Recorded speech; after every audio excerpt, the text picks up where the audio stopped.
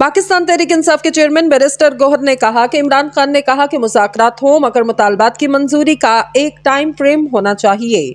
निजी टीवी के मुताबिक साबिक वज़ीर आज़म इमरान खान से मुलाकात के बाद अडयाला जेल के बाहर मीडिया से गुफ्तगू करते हुए चेयरमैन पाकिस्तान तहरीक इंसाफ बैरिस्टर गौहर ने कहा कि खान साहब को मुज़ाकरात के आगाज के बारे में आगाह कर दिया, मगर इन्होंने कहा कि टाइम फ्रेम होना चाहिए।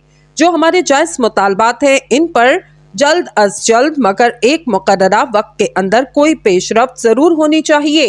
बैरिस्टर गौहर ने कहा कि इमरान खान से कोई बैनुल-अक़वामी मामला डिस्कस नहीं किया गया।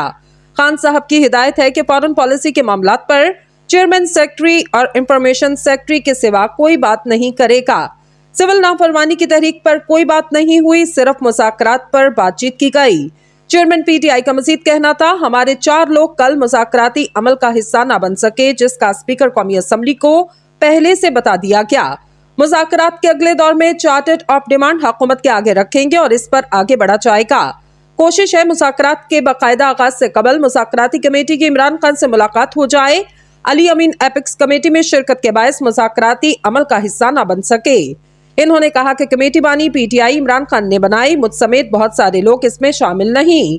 हम मुज़ाकरात के अमल पर पुर उम्मीद हैं, कोशिश करनी चाहिए कि सारे मसाइल का हल जरूर निकल आए।